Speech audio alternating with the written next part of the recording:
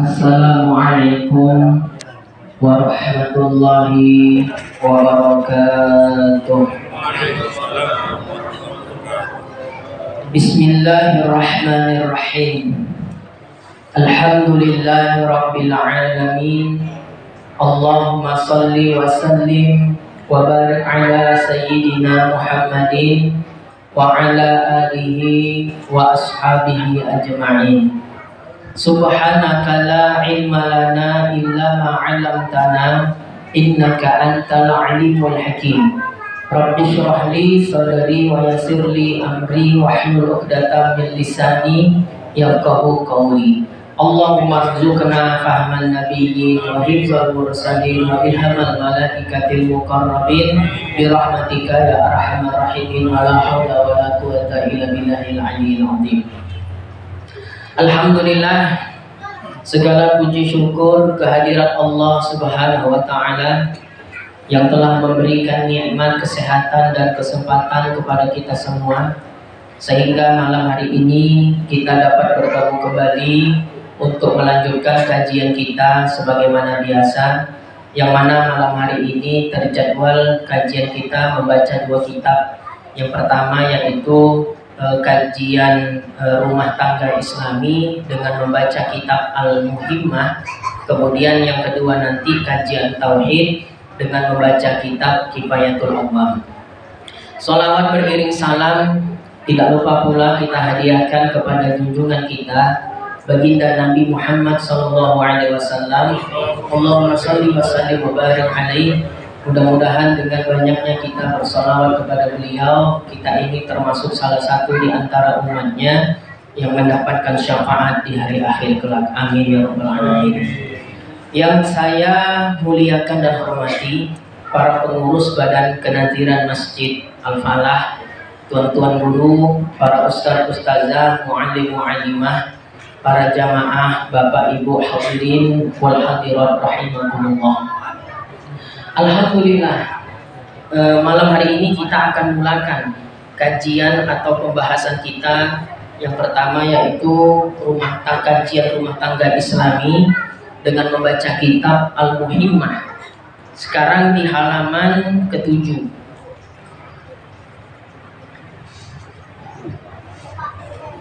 Baris ke-10 yang di pinggir ya, bukan yang di dalam kotak. Baris ke-10 halaman 7 dari atas.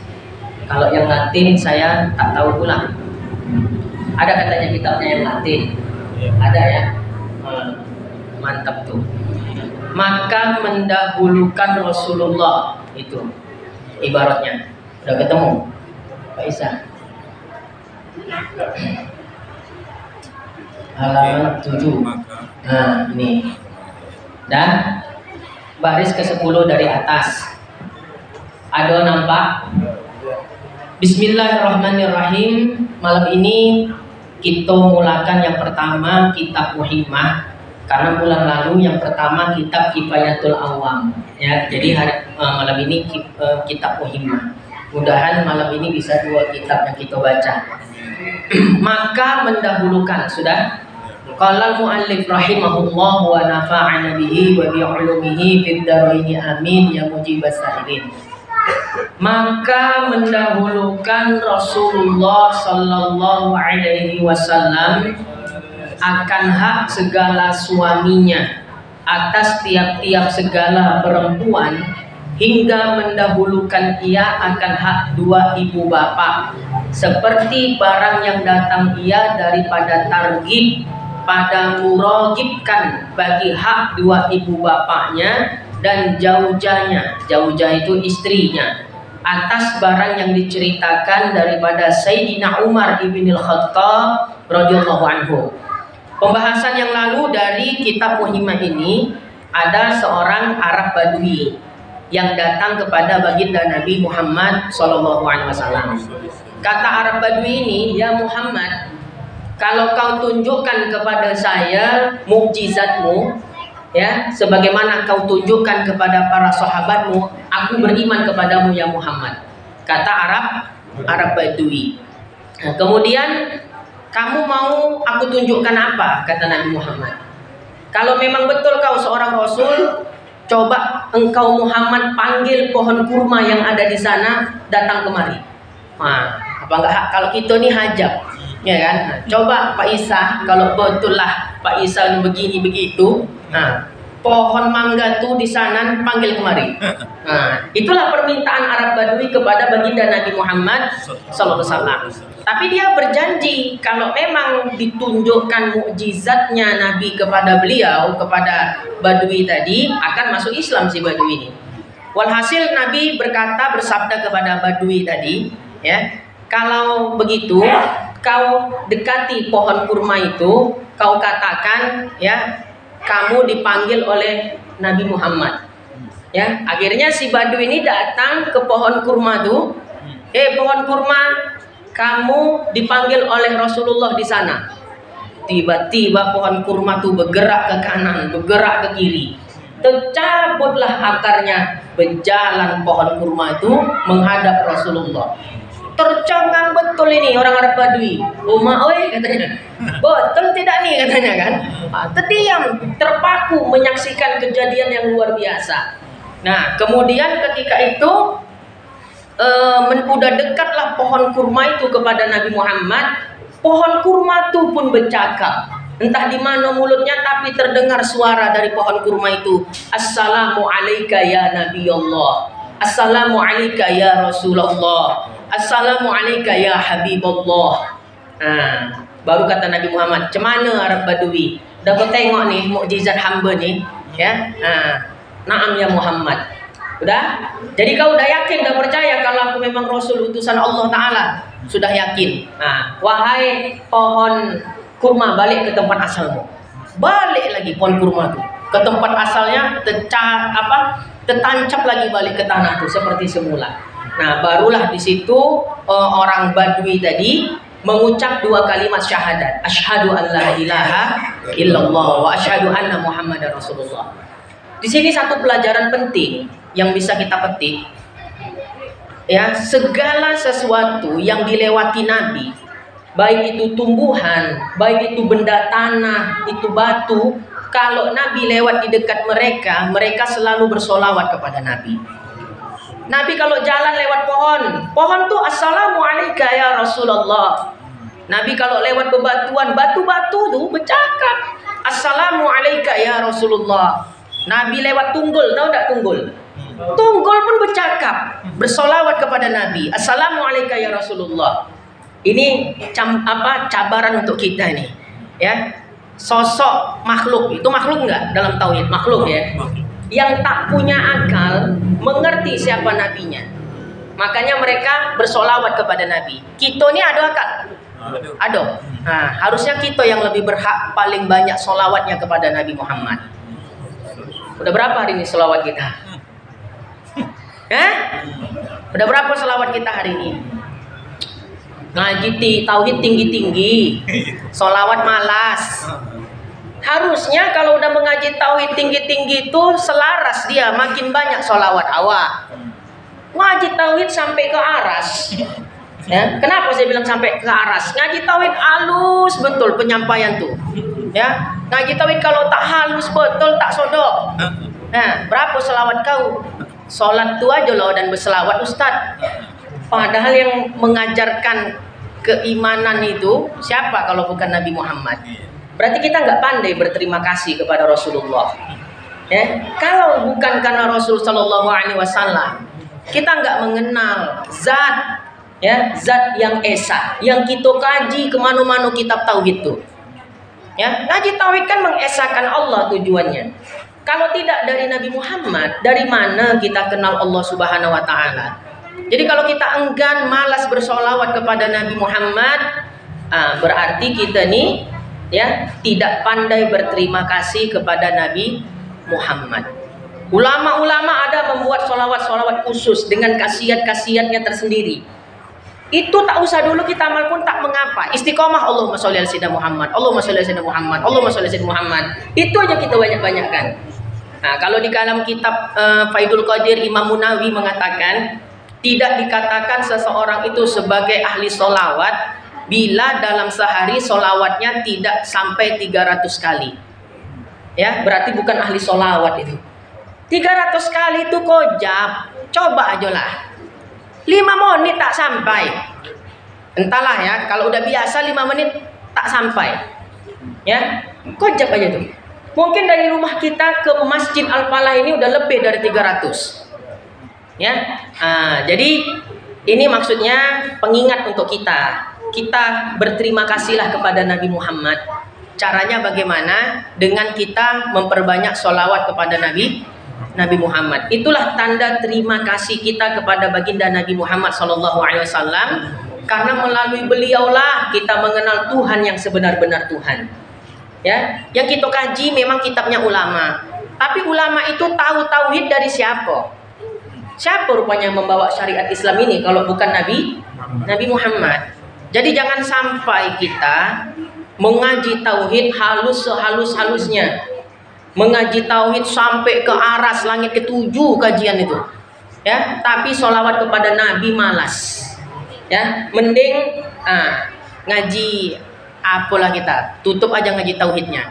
Ya, ganti kajian yang lain. Ya. Harus banyak sholawat kepada Nabi. Tak banyak, sehari minimal 300 kali. Ya, baik. Nanti ada sholawat yang lain, sholawat Al-Fatih. Ya, Allahumma sholli ala Sayyidina Muhammadin al-Fatihi lima uhlik.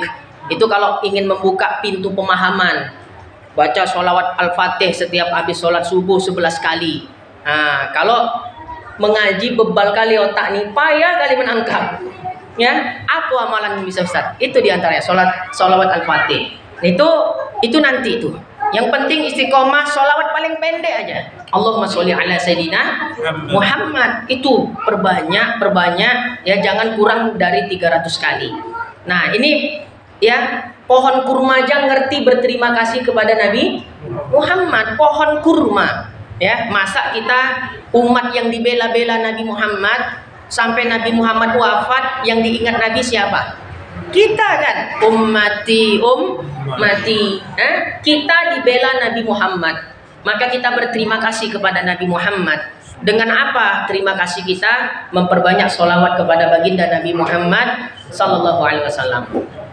Nah, jadi itu pembahasan yang lalu ya, daripada pembahasan kitab Muhimmah ini.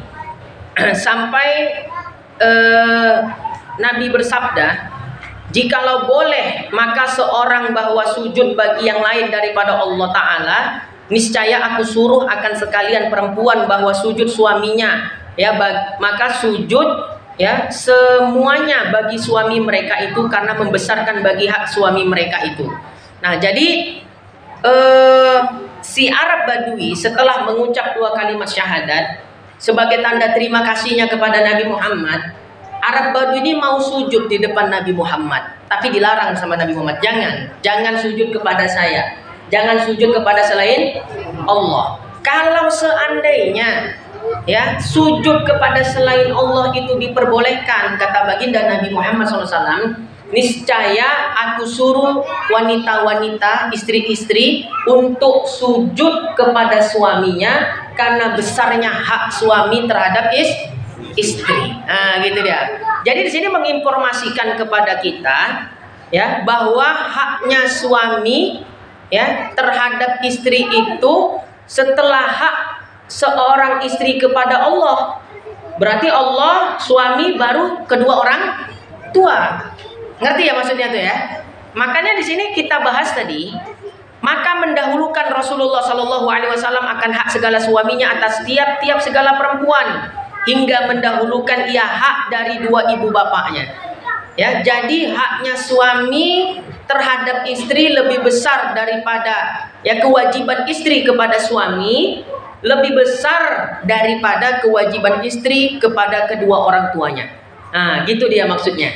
Ya, sampai dikisahkan, diceritakan daripada Sayyidina Umar ibn al-Khattab radhiyallahu anhu, bahwa sesungguhnya ia keluar serta sahabatnya. Jadi Sayyidina Umar pernah melakukan melakukan perjalanan, atau kita katakan belusukan. Ya, kalau istilah sekarang belusukan ya, keliling-keliling. Beliau itu kan khalifah. Ya, jadi sering keliling-keliling memantau umat. Ya, mana umat-umat yang warga masyarakat yang membutuhkan pertolongan. Nah, itu nanti dibantu oleh Sayyidina Umar. Jadi waktu Sayyidina Umar keliling-keliling ditemani dengan salah seorang sahabat, ya, maka melihat Sayyidina Umar itu akan seorang perempuan. Nampaknya lah, ya, seorang perempuan menanggung ia akan orang yang tua. Menggendong, maksudnya menanggung itu, ya, menggendong. Jadi ada perempuan, ya, digendongnya laki-laki tua di belakangnya, ya, tahu yang paham tuh maksudnya, ya, digendongkan di belakangnya, di atas belakangnya. Maka berkata oleh Sayyidina Umar nanya kepada perempuan itu, apa yang kepayahan, ya, kenapa kau repot-repot menggendong itu orang, itu siapa? Ya, yang kau gendong laki-laki tua di belakangmu, kau gendong di belakangmu itu siapa? Kata Sayyidina Umar. Maka menjawab perempuan itu, ya Amirul Mukminin, bahwa sesungguhnya yang kugendong ia bapakku. Yang kugendong ini, wahai Amirul Mukminin, ini adalah ayah saya. Dan sesungguhnya jadilah ia seperti kanak-kanak. Ayahku nih yang kugendong nih udah balik sifatnya, tobiatnya macam budak-budak. Biasa itu, ya, biasa. Orang tua itu, makanya kita kalau punya orang tua, ya, sabar-sabarlah kita membawa orang tua. Kenapa? Yaitu kembali sifat wataknya seperti orang tua, seperti anak-anak. Banyak kali permintaannya. Udah minta ini kita bogi, ganti minta yang lain. Kalau tak sabar-sabar hati, mengumpatlah hati. Gitulah umpamanya. Ya, baik.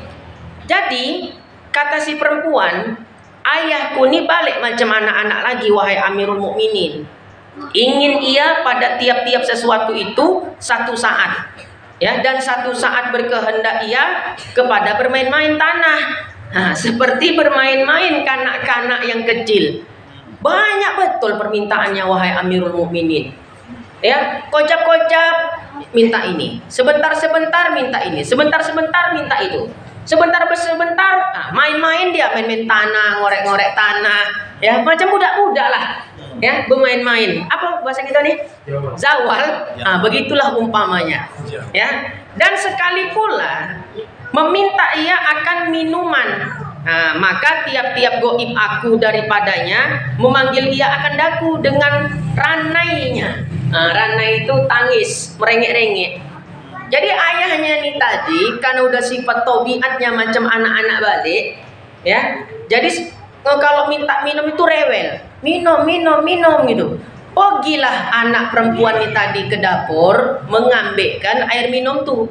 Kan tak nampaknya anaknya, meraung-raung macam budak kocik, ditinggal, ya, nangis minta minum, diambil minum sama omaknya, dia meraung-raung. Kan serba salah tuh kita kan. Cuman nonnya nih, ya, dia minta air minum, awak ondak ke dapur mengambilkan minum, ku tinggal tak nampak awak, dia meraung-raung. Poninglah nih anak perempuan nih tadi, ya. Ini kan memang kita alami nih di dunia kita nih, ya, di dunia kita. Mungkin, ya, sebagian daripada kita ada mendapati hal-hal yang seperti ini. Maka aku tanggung akan dia datang belakangku, ya, di sana tempat berkeliling aku hingga apabila ingin ia akan sesuatu, niscaya aku beri akan dia. Akhirnya Amirul Mukminin, ya, karena meraung-raung dia, makanya aku bawa kemana-mana, ya, aku gendong di belakang. Jadi digendong di belakang, diikat kain gendongan gitu supaya tak jatuh. Jadi kalau dia minta minum, anaknya ke dapur kan terbawa, ya, karena kalau ditinggal tadi meraung-raung, menangis-nangis, percis macam budak kecil. Akhirnya aku gendonglah kemana-mana ayahku ini. Jadi kalau dia meminta sesuatu, kata si anak tadi, gampang aku memberikannya kepada ayahku ini, Amirul Mukminin. Dan jikalau tiada aku dapat, maka aku beri akan dia sesuatu benda, ya, itu tenda pula tuh, salah ketik itu, nota itu, ya, ganti jadi huruf ba, benda. Budak kecil kan gitu, anak kecil, meraung-raung, minta sesuatu. Kalau tak kita bagi apa yang dia minta, pasti kita ganti dengan barang yang lain. Diam apa enggak dia? Diam. Ayahnya begitu juga, minta ini minta itu, tak bisalah semuanya terpenuhi oleh si anak. Akhirnya, ya, diganti dengan benda yang lain. Diam ayahnya, tak rewel lagi. demikianlah maka hasillah, ya, takjublah oleh Sayyidina Umar, ya, dan berkata ia, adakah kamu tahu bahwa sesungguhnya perempuan ini mendatangkan ia akan hak bapaknya. Jadi mendengar penjelasan dari si perempuan itu tadi, Sayyidina Umar pun terkagum-kagum. Masih ada anak zaman sekarang nih, ya, anak yang begitu sayang kepada orang tua. Kagum beliau, takjub dengan apa yang disaksikan daripada si perempuan tersebut. Kenapa? Saking khidmatnya kepada orang tuanya tadi. Itu kan merawat yang begitu tuh. Waduh, harus penuh kesabaran. Ya, inilah kita kurangnya gitu nih. Omak kita, ayah kita kalau kita sakit rela tak tidur. Betul? Awak, omak ayah sakit, ya, malam, Isa, apunya ya nih, tak tengok dia mau apa. Gitulah kalau kita. Ya Allah ya Rabb, kan ya. Tuh dia. Makanya Sayyidina Umar takjub dengan si perempuan, ya, dengan kondisi bapaknya, ayahnya yang kayak begitu, sabar betul merawatnya. Ya, jadi Sayyidina Umar bilang ke temannya, tadi kan bawa teman Sayyidina Umar. Ya, apa kata Sayyidina Umar? Hei, Fulan, adakah kamu tahu bahwa sesungguhnya perempuan ini mendatangkan ia akan hak bapaknya? Maka sembah mereka itu, bala ya Amirul Mukminin. Kata sahabat-sahabatnya, betul. Ini adalah anak yang sangat berbakti kepada orang tua. Bahkan apa yang dia lakukan itu berlebih-lebih dari haknya, dari kewajibannya kepada kedua orang tua. Sahabat-sahabat pun bala ya Amirul Mukminin. Betul itu, ya. Karena kan mereka menyaksikan juga. Kalau kami tak lalulah, gitu, tak sangguplah kami macam perempuan ini dalam merawat kedua orang tua kami. Ini betul-betul sabar. Maka berkata Umar radhiyallahu anhu, dan aku pun, ya, dan aku pohon itu maksudnya aku mohon. Dia berdoa gitu loh, ya, untuk si perempuan tadi. Aku berkata seperti yang demikian itu jua, bahwa sesungguhnya ia mendatangkan akan haknya dan serta ziyadah pula. Ya, jadi Sayyidina Umar pun bilang, ini yang akak buat nih kepada ayah kakak nih, udah melebihi dari kewajiban anak kepada orang tua. Udah berlebih-lebih ini, udah Masya Allah lah pokoknya. Angkat 1000 jari katanya, ya. Umpamanya begitu. Saking takjubnya Sayyidina Umar. Tahu apa yang dikatakan perempuan nih? Ini renungan untuk kita nih. Maka berkata perempuan itu, tersalah engkau Amirul Mukminin. Yang kau ucapkan itu tak betul. Kalau kau katakan aku telah memenuhi kewajibanku kepada orang tuaku, bahkan kamu mengatakan yang kulakukan kepada ayahku ini udah berlebih-lebih dari kewajiban anak kepada orang tua, kamu salah besar wahai Amirul Mukminin.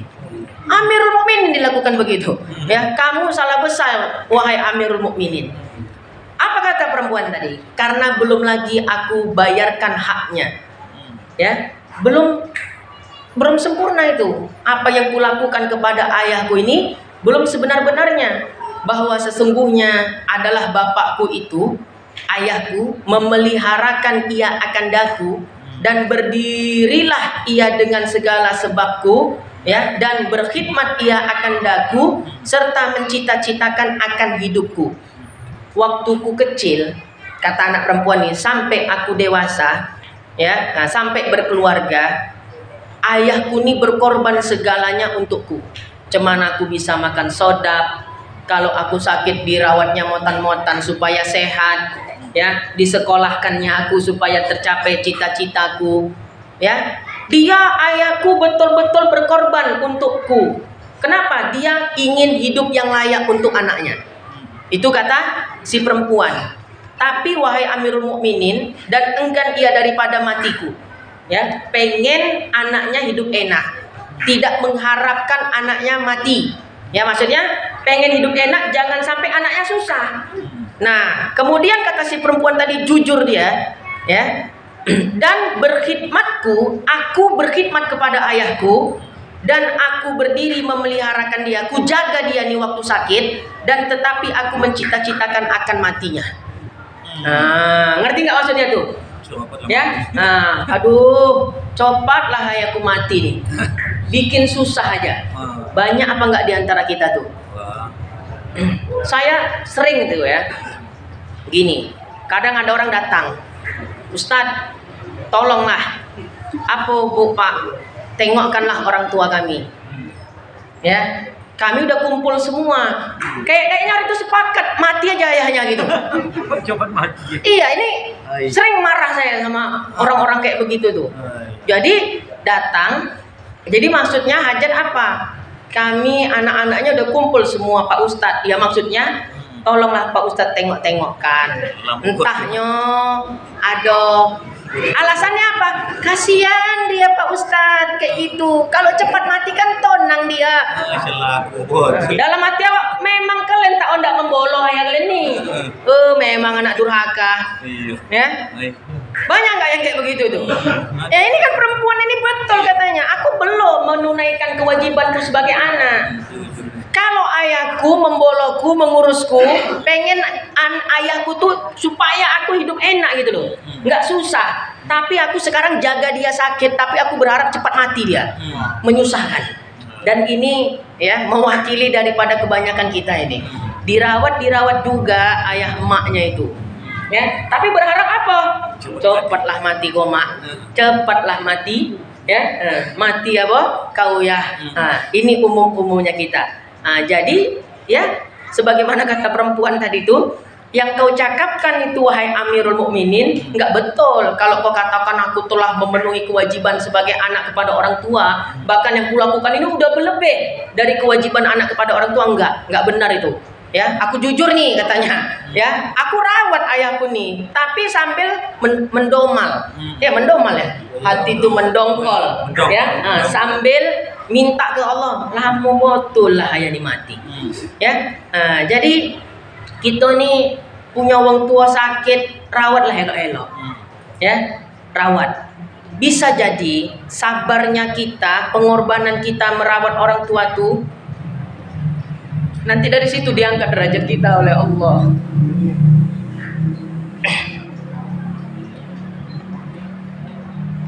Yang punya orang tua elok-eloklah dijaga ya.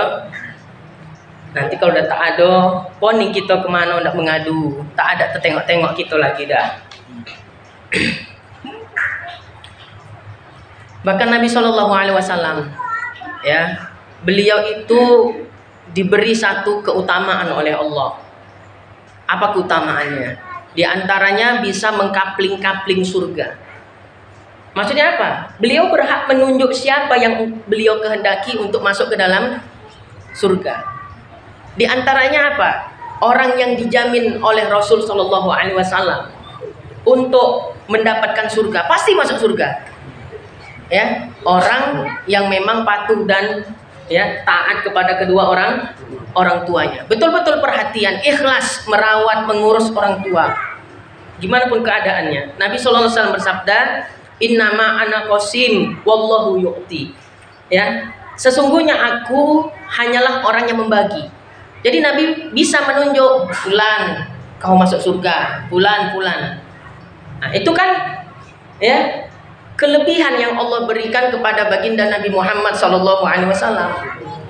Ya, tapi sejatinya kata Nabi Allahu yu'ti, sebetulnya Allah yang memberi.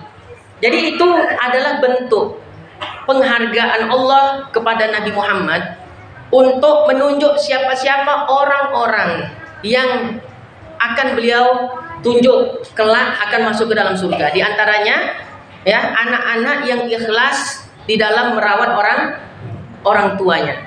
Nah, jadi itu di antaranya memang kita alamilah umumnya. Ya, saya menemukan banyak-banyak kasus seperti itu.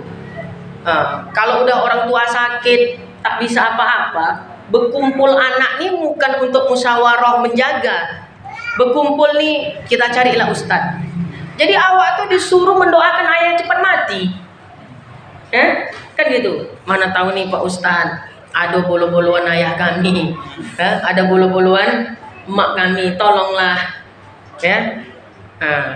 Kalau itu tak usah panggil ustaz, matikan lampu, pijak dadanya, udah selesai. Ya. Kalau tanya polisi kenapa mati, tak sengaja bilang. Ya, awak pula dipanggil-panggil, ya, disuruh untuk mengapakan begitu. Nah, ini maksudnya, ya, gimana pun kondisi tetap kita berupaya, ya, sebaik-baiknya untuk, ya, merawat kedua orang tua kita mumpung masih ada. Ya, wa wassaynal insana biwalidayhi ihsana di dalam Al-Qur'an. Kami perintahkan kepada manusia supaya berbuat baik kepada kedua orang tuanya. Ya, jadi jangan merasa seolah-olah ini kita dibuat susah karena mengurus merawat orang tua kita. Apalagi orang tua kita itu sakit. Jangan muncul perasaan seperti itu. Perasaan kayak kita dibuat susah. Ya, nah, jangan muncul perasaan seperti itu, ya.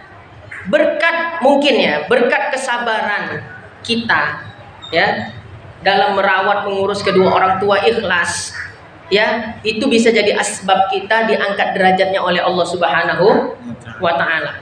Ya, kalau kita lihat kisah-kisah banyak kok orang diangkat jadi wali karena sabarnya mengurus orang tua. Kisah yang masyhur di zaman Nabi, sahabat siapa namanya? Uwais Al-Qarni.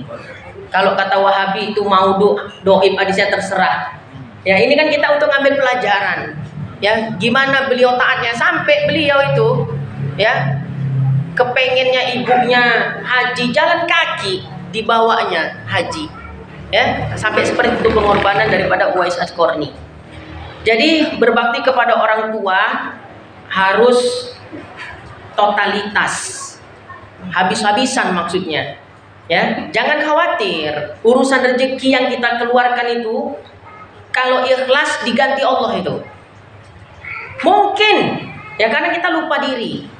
Sekarang kita udah sukses, gak sedikit orang yang udah sukses anaknya orang tuanya dititipkan kemana? Panti jompo, ataupun gak ke panti jompo, orang yang disuruh merawat dipanggillah apa namanya itu? Asisten, ya. Kalau pembantu rumah tangga apa lebih lengkapnya itu? Nah, baby sister, ya. Tapi merawat bukan merawat anak, merawat orang tua. Alasannya kenapa? Anaknya tak sempat, sibuk kerja. Mungkin suksesnya dia, berhasilnya dia berkat doa dari orang tuanya. Jadi ini pesan saya. Ada orang tua kita sakit, jangan bogi orang lain merawat. Ya, jangan kasih orang lain merawat. Kita yang merawat.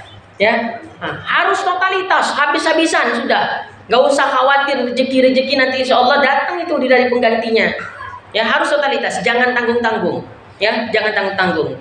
Nah, bini-bini pun harus paham, ya, kalau suaminya berlebih kepada orang tua, ya, kepada orang tuanya harus dipaham-pahami, jangan dilarang-larang.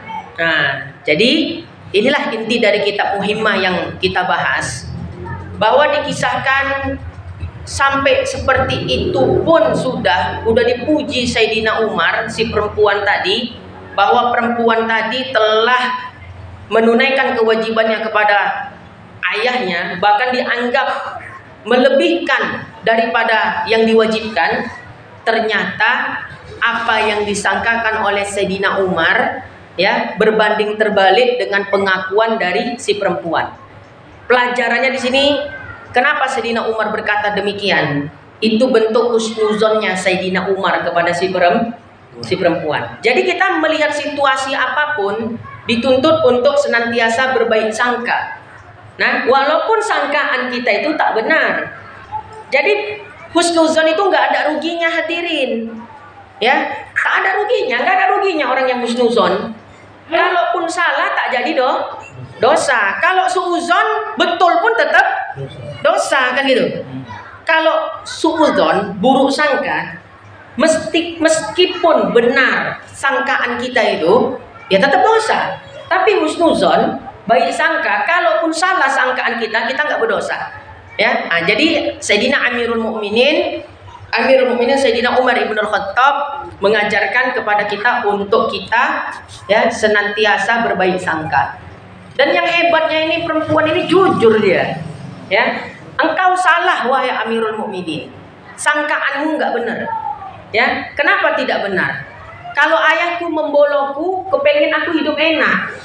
dirawatnya aku supaya jangan sakit, dirawatnya aku supaya hidup enak. Nah, kalau awak nih merawat ayahku nih Amir Mukminin sambil bercita-cita supaya cepat mati, udah capek aku ngurusnya. Nah, seperti itulah dia. Ya Allah. Dah baik.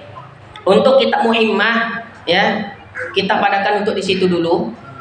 Intinya jangan pernah merasa repot ya, merasa susah karena sebab merawat orang tua, apalagi orang tuanya sakit ya. Bisa jadi kesabaran kita di dalam merawat kedua orang tua kita, dari situlah ditinggikan derajat kita oleh Allah, bukan dari ibadah-ibadahnya tapi dari baktinya kepada orang tua. Nah, tapi orang tuanya yang sehat jangan diharap sakitlah homa ya. Diharapnya biar aku bisa berbakti, tidak ya. Nah, sehat alhamdulillah. Totalitas ya di dalam berbakti kepada kedua orang tua kita.